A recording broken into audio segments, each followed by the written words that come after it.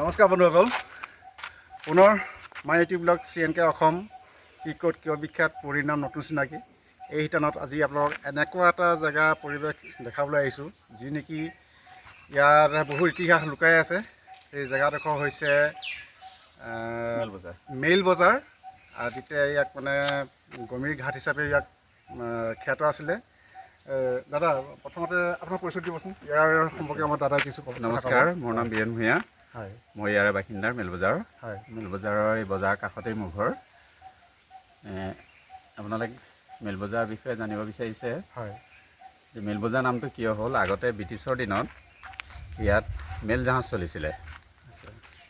মেল জাহাজ চলোঁতেনে কলিকতাৰ পৰা ডাইৰেক্ট আহি ইয়াত মেল জাহাজত মেলটো নমাই আৰু ইয়াৰ পৰাই বিভিন্ন জেগালৈ আচ্ছা, মেল মানে গৈছিলে। মানে ঠিক মেল মানে এইটো বস্তু ডাকঘৰৰ যিটো ডাকঘৰৰ যিখিনি সামগ্ৰী হয় হয় সেইটো আছিলে। তাৰমানে ডাকঘৰৰ যিখিনি বিষয় হৈছে আজি ধৰক আজিৰ পৰা ধৰক 19 শতিকাত আপোনাৰ গাড়ী মটৰেই আদান প্ৰদান কৰিছিলে। তেতিয়া কিন্তু সেই যুগতো ৰাস্তা পদূলি ইমান ভাল নাছিলে, ভাল গতিকে নাছিলে। জাহাজৰ জৰিয়তে তাৰমানে সেই ডাকঘৰ কামখিনি কাম কাম কৰে। আৰু মানে কি যিহেতুকে হয় আমাৰ ভাৰতবৰ্ষৰ নগৰ চহৰবিলাক সৰহভাগ নদীৰ পাৰে পাৰেই আছে। হয় হয় হয় হয় সেই সময়ত মেলবজাৰটো বিখ্যাত আছিলে। আছে আৰু এই মেলবজাৰৰ দাঁতিতে কেইবাখনো গাঁও আছিলে। হয় এতিয়া সেই গাঁও এতিয়া ধৰক কল্যাণী মন্দিৰ আছে ত্ৰিপুৰাত, হয় কাষত থকা গাঁওখন ইয়াৰ পৰাই গ'ল। বৰ্মাজান দানি গাঁও বুলি যিখন নামাকৰণ হৈ পেলাই আছে সেইখনো ইয়াৰ পৰাই যোৱা। হয় গলচেপা ইয়াৰ পৰাই যোৱা। হয় এতিয়া আমাৰ ইয়াত ওচৰতে আছে 2 কিলোমিটাৰ আগত তেলচঙা বুলি, হয় সেইখনো ইয়াৰ পৰা যোৱা। আচ্ছা আচ্ছা ঠিক বৰুৱা পথাৰ বুলি এখন গাঁও আছে, দানি গাঁও বুলি, হয়। সেইখনো ইয়াৰ পৰা যোৱা। মানে 7খনমান গাঁও হয় ইতিমধ্যে ইয়াৰ পৰা উঠি যোৱা। উঠি যোৱা তাৰপিছতে বিভিন্ন সম্প্ৰদায় লোক আছিল। হয় ধৰক মুছলিম গাঁও আছিলে, হয় তেখেতসকলো বিভিন্ন জেগালৈ গ'ল। হয় কিছুমান তিনিকুণীয়া, দফলাগড়, হয়। পুৰুকবাৰী, হয় গহপুৰ, হেলেম, হয় যাৰ য'ত সুবিধা হৈছে হয় সুবিধা অনুযায়ী গৈছে। আচ্ছা তাৰপিছত চিং জাতি, বেংগলী সম্প্ৰদায়, চিং টাইটেল লেখা গাঁও আছিলে। আচ্ছা তেখেতসকলো এতিয়া বৰুৱা পথাৰৰ ওচৰত চিং গাঁও বুলি এখন গাঁও নামাকৰণ কৰি তালৈ গ'ল, আচ্ছা আচ্ছা আচ্ছা তাত আছে। সেই সময়ত মেলবজাৰ ৰাতিপুৱাৰ পৰা মানে ডেইলি বজাৰটো ৰাতিপুৱাৰ পৰা আপোনাৰ ৰাতি 8টা-9টালৈকে সকলো সময়তে ভিৰেই থাকে। ভিৰে থাকে, তাৰমানে ইয়াৰ পৰা গোটেই হ'লচেলিং হৈছিল মানে। ইয়াৰ পৰাই আৰু কোৱা শুনিছোঁ ইয়াতে এটা হ'লচেলিং এটা গোদাম আজিও আছে বুলি কোৱা শুনা পাইছোঁ, ইয়াত যি মানে নেকি কি উজনি অসম মানে উত্তৰ পাৰৰ আৰু আমাৰ তেজপুৰলৈকে বিভিন্ন বস্তু মানে হ'লচেলিং হৈছে। মানে কোনখিনিত আছে সেই মণ্টু চক্ৰৱৰ্তী, নামটো চক্ৰৱৰ্তী বুলি তেখেতসকলৰ মানে অৰিজিনেল ঘৰ হ'ল সেইখন। হয় তাৰপিছত দোকান আছিলে এইখন। আচ্ছা আচ্ছা দোকানখন এতিয়া মানে ভাঙি চিঙি গ'ল আৰু অঁ অঁ অঁ এতিয়া পৰিত্যক্ত হৈ আছে। পৰিত্যক্ত হৈ আছে। তেখেতসকলে মানে ইয়াত মানুহৰ বা ব্ৰহ্মপুত্ৰৰ গৰাখহনীয়া কবলত পৰি পেলাই মানুহবিলাক যেতিয়া পাতল হৈ গ'ল, হয় ব্যৱসায়টো তেওঁলোকে হেলেমত লৈ গ'ল। হেলেমত বাগানৰ ট্ৰেন্সপৰ্টটো ল'লে আচ্ছা আচ্ছা হেলেমৰ, হয় লৈ পেলাই তালৈ গ'ল। আৰু ঘাইগাঁও থানাৰ সন্মুখত দুজন আছে, আচ্ছা আচ্ছা তেওঁলোকৰ এতিয়া তাতো দোকান আছে। হয় তাতো দেখোন এজন থাকে হেলেমত, হেলেমৰ বাগানৰ ট্ৰেন্সপৰ্টটো চলায়। আচ্ছা আচ্ছা আমি দাদা কথাও পাতি থাকোঁ। ইয়াৰ কিছু অকণমান পুৰণা কিছুমান ইতিবৃত্ত আৰু কিবা গুদাম আৰু এনেকৈ বজাৰ যে আছে, আমি এই পৰিৱেশটো অকণমান দেখাই যাবলৈ আমাৰ দেখাই যাওঁ ৰাইজক, তেতিয়া সুবিধা হ'ব। আগতে এই মেলবজাৰলৈকে দাড়ি চুলি ধুবি মানুহ আহিছিলে ইয়াত বিচাৰি। ইয়াত আগতে ধুবিও আছিলে, এতিয়া আজিকালি ঘাইগাঁও। আচ্ছা তাৰপিছত এই চুলি কটা বা বিভিন্ন এইফালে চব দোকানেই আছিলে। আচ্ছা আচ্ছা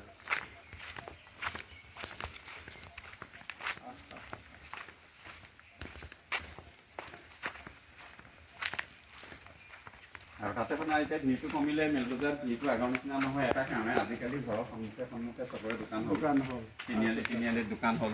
এই আছিলে নেকি এইটোৱে আছিলে, এইটো গুদাম নহয়, এখন দোকান আছিলে। অঁ হয় হয় হয় গুদাম তেওঁলোকৰ সিফালেও আছিলে। হয় এতিয়া সময়ৰ সোঁত বুলি ক'ব পাৰি। যেনেকৈ নদীৰ যেনেকৈ সময়ৰ সোঁতে সোঁতে নদীৰ খুঁটিবিলাক যেনেকৈ বিভিন্ন জেগাত বিলীন হৈ যায়, কিছুমান নদীৰ সুঁতি আজি কিছুমান টাউন নগৰ চহৰ গঢ়ি উঠিছে। এটা সময়ত সেই সুঁতিবিলাকতে আকৌ নদীৰ সুঁতি আছিলে। গতিকে এয়াই মানে পৰিৱৰ্তনৰ সুঁতি বুলি ক'ব লাগিব, নহয় জানো? আগতে মেল জাহাজ সিফালে এটা ৰাস্তা আছে, হয় সিফালে এটা ৰাস্তা আছে, সেই ৰাস্তাটোত সেই তাতেই মেল জাহাজ ৰাখিছিলে, ৰাখি পেলাই ইয়াতে মালটো আনলোড হয়। সেইটো ছাইডত গোটেইটো গাৰোৱান পট্টি আছিলে, মানে বিহাৰী ঘোঁৰা গাড়ী থকা মানে মানুহ আছিলে গোটেইখিনি। সিহঁতৰ ব্যৱসায় সেইটো, মালটো নামে ইয়াৰ পৰা উলিয়াই দিয়ে মালটো।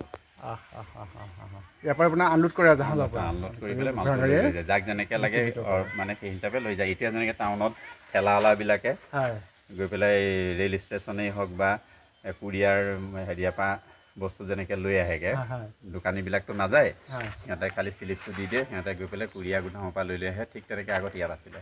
আচ্ছা, এইখিনিতো আপোনালোকে পূৰা নিজ চকুৰে আপোনালোকে দেখিছিলে নহয়? নিজ চকুৰে মানে আমি সৰু অৱস্থাত দেখিছিলে। তাৰ আগৰ কাহিনী কিছুমানো আছে, সেইখিনি বাৰু আমাৰ মনত নাই, দেউতাহঁতে কোৱা মনত আছে। আৰু এইখিনি আপোনালোকে নিজ চকুৰে সৰুতে দেখা পাইছিলে হয়নে? আজি সেই সময়ৰ পৰা এতিয়া বৰ্তমান কিমান সময় নগৈছে? খুব বেছি 40টা বছৰ। 40টা বছৰ হৈ গ'ল হয়নে? এই 40টা বছৰতে আজি ইমান এটা পৰিৱেশৰ এটা আমূল পৰিৱৰ্তন আৰু 40টা বছৰ পৰা কি হয় নহয় জানো? গতিকে আমি সময়ৰ সূত্ৰত কিছুমান মাছৰ কাৰণে বিখ্যাত। এই জেগাত মাছ আপোনাৰ এৰাল দি থোৱা মাছ আছিলে। এৰাল দি থোৱা মানে কি, এডাল দীঘল বাঁহ এডাল এনেকৈ বান্ধি ল'ব, তাত এটা মূৰত এটা খুঁটি, এটা মূৰত এটা খুঁটি দি পেলাই মাজত এৰাল দি মাছ থয়। ৰৌ মাছ, চিতল মাছ, বাহু মাছ জীয়াই ৰাখে। কাষ্টমাৰে আহি যিটো চইচ কৰে সেইটো উঠাই লৈ যায়। তাৰপিছত গাখীৰ আপুনি দৈ, ক্ৰীম, তাৰপিছত এইটো পনীয়াটো গাখীৰ ৰাতিপুৱা 7টাৰ পৰা আপুনি আৰম্ভ কৰি 10টালৈকে গাখীৰ পাই যাব। গাখীৰটো বাৰু এতিয়াও পায়, কিন্তু পৰিমাণটো কমি গ'ল। আৰু মানে ধৰক ইয়াৰ পৰা তাৰমানে ধৰক বোকাখাট বা কাজিৰঙালৈ বেছি দূৰ নহয় জানো? চিধা 12 কিলোমিটাৰ। চিধা গ'লে 12 কিলোমিটাৰ। মাজত মানে ব্ৰহ্মপুত্ৰ আছে। ব্ৰহ্মপুত্ৰৰ পৰিশীলটো ইয়াত বেছি নহয়, 5 কিলোমিটাৰমান হ'ব চাগে। 5 কিলোমিটাৰতকৈ কম, কিন্তু বাৰিষা হ'লে যেনিবা 12 হৈ যায় পানীৰ কাৰণে। এতিয়া সেই সৰু সৰু খুঁটি যেতিয়া হৈ গ'ল, হৈ যোৱাৰ কাৰণে ব্ৰহ্মপুত্ৰখন বাম হোৱাৰ কাৰণে এতিয়া ফেৰী বা জাহাজটো চলাচল কৰাত অসুবিধা। সেইটো কাৰণে মানে ইয়াত বন্ধ হৈ আছে। আৰু আপুনি যে কৈছে কি আপোনাৰ ভোমোৰাগুৰি ব্ৰীজখন, ব্ৰীজৰ তলেদি আগৰ যিবিলাক চৰাইদেউ, আমি দেখাত মানে চৰাইদেউখন আছিলে 4 তলা। তাৰ ভিতৰতে সিহঁতে ষ্টাফে ফুটবল খেলিব, ভলীবল খেলাৰ মানে ব্যৱস্থা ক'ৰ্ট আছিলে। তাৰ ভিতৰত আপোনাৰ মাল নিয়া এখন প্লেট বুলি কয়, তাত চিমেণ্ট লৈ তিনিচুকীয়া ডিব্ৰুগড়লৈ চিমেণ্ট কঢ়িয়াই তেনেকুৱা আছিলে। তাত মানে কিমান টন মাল যায় হিচাপ নাই আৰু তেনেকুৱা। এতিয়া সেই দলঙৰ তলেদি আহিব নোৱাৰাৰ কাৰণে সেইবিলাক তাতে গুৱাহাটীতে আছে। এতিয়া গুৱাহাটীৰ পৰা সিফালে মাৰে, ধুবুৰী চুবুৰী কলিকতা আমাৰ উজনিৰ ফালে আহিব নোৱাৰে, সৰকিব নোৱাৰে দলঙৰ। যদি আহিব পৰাহেঁতেন আজি উজনি অসমৰ মানুহ বা অন্যান্য সকলো মানুহে আজি জাহাজৰনো কি আমেজ, সেই তেনেকুৱা এটা আমেজ লোৱাৰ পৰা এতিয়া মানে বঞ্চিত হৈ আছে। অকল চৰাইদেউ নহয়, বিভিন্ন নাম আছে। চৰাইদেউ, কাঞ্চনজংঘা, ভোগদৈ, ৰদৈ, দিচাং, তেনেকৈ বিভিন্ন নাম। এইবিলাক আগতে আপোনালোকে হয়তো আমি দেখিছোঁ। ইয়াতে ৰাখি পেলাই সেই জাহাজটো বন্ধ হোৱা বেছি বছৰ হোৱা নাই, মানে ভোমোৰাগুৰি ব্ৰীজ হোৱাৰ পিছৰ পৰাহে বন্ধ হৈছে।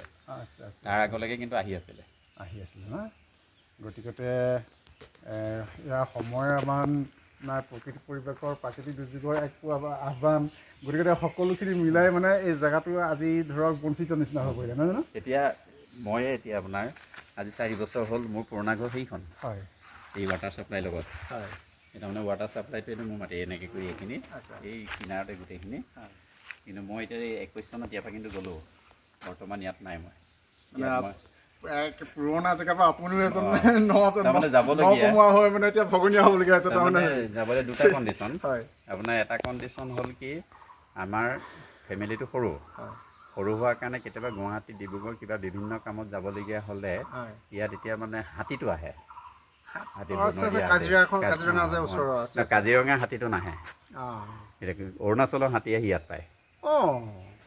ইয়াৰ পৰা অৰুণাচলৰ বাউণ্ডেৰীলৈ কিমান দূৰ, সীমান্তলৈ কিমান দূৰ? এই বহুত দূৰ। অৰুণাচলটো আপোনাৰ ইয়াৰ পৰা অসমটো আকৌ এনেকৈ কৰি অসম পাৰ হ'ব লাগিব, বহুত দূৰ। কিন্তু এইটো বুৰৈ নদী পাৰে আহে সেই পাৰ্টিটো। আচ্ছা, ইয়াৰ পৰা বুৰৈ নদীলৈ বেছি দূৰ নহয় তাৰমানে? ইয়াৰ পৰা বেছি দূৰ নহয়, এনেকৈ নদী কিনাৰেদি। আচ্ছা, এই জেগাখনৰ অকণমান আভাস দি দেখোন পূবে কি আছে পশ্চিমে কি আছে। আমি ধৰক মানে ফুৰিবলৈ আহি আজি এই জেগাডোখৰ পাইছোঁ। পূবে ধৰ্মীয় অনুষ্ঠান কল্যাণী মন্দিৰ আছে, পশ্চিমে আপোনাৰ বুৰৈ নদী পাব, গমিৰী চেণ্টাৰ পাব। তাৰপিছত দক্ষিণত কাজিৰঙা ব্ৰহ্মপুত্ৰ, উত্তৰে যদি আমি চাওঁ উত্তৰে মানে আপোনাৰ আমাৰ ইয়াত নিচেই ওচৰৰ চেণ্টাৰটো ঘাইগাঁও চেণ্টাৰ হয় তাৰ সিফালে গ'লে বালিজান আপাৰ বালিজান অৰুণাচলৰ যিটো আপাৰ বালিজান হয় এইটো চিধা ৰাস্তা এইটো তেৰাতেই নাই আচ্ছা একদম গৈ আপুনি চিধা গুচি গ'লে একদম বালিজান আপাৰ বালিজান পাব আচ্ছা দাদা আপোনাক লগ পাই ঠাইৰ পৰা বহুতখিনি ভাল লাগিলে কাৰণ আমিও এনেকুৱা এটা পৰিৱেশ পাম বুলি আমি ভবা নাছিলোঁ গতিকে আজি সৌভাগ্য বুলি ক'ব পাৰি আজি আমি এটা ইতিহাসপূৰ্ণ আহিছে এটা জেগা ঘপককৈ পাই গ'লোঁ বিশেষকৈ আমি দেখা পালোঁ যে মেইল বজাৰ বুলি কোৱাৰ লগে লগে এটাই মনত আহিলে নিশ্চয় ইয়াতে ব্ৰিটিছৰ দিনৰ কিবা এটা ইতিহাস সোমাই আছে কাৰণ তাহানি যুগৰ সেই যুগত তেনেকুৱা ধৰণৰ মেইল বজাৰ মেইল এনেকুৱা ভাগ পোৱা এনেকুৱা ধৰণৰ নাম কিছুমান পাওঁ আৰু ওচৰতে সেয়া আপোনাৰ আইৰণে বনোৱা এখন পৰ্যটন নাও দেখা পালোঁ গতিকে সেয়েহে ইয়াৰ বিষয়ে অকণমান জানিবলৈ আপোনালোকৰ ৰামপ্ৰসাদ শৰ্মা যেতিয়া ভাল লাগিলে ৰামপ্ৰসাদ শৰ্মা যেতিয়া ইয়াত MLA হৈছিলে গহপুৰ সমষ্টিত তেতিয়া এই ঘাটটো মানে আনিছিলে তেখেতে আনি এইটো ফেৰী ঘাটটো তেতিয়া দিনৰ পৰাই এই গমেৰী ঘাটটো হ'ল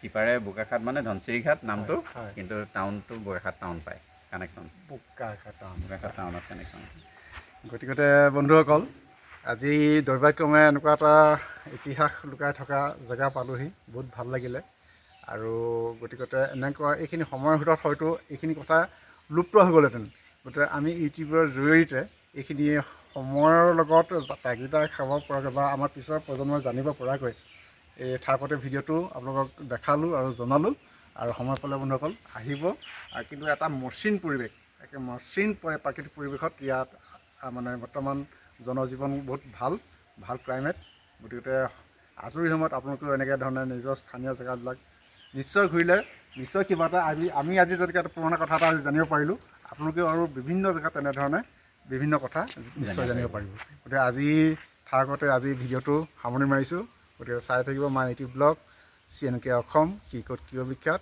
পৰিণাম নতুন চিনাকি ধন্যবাদ ৰং বৰে বৰে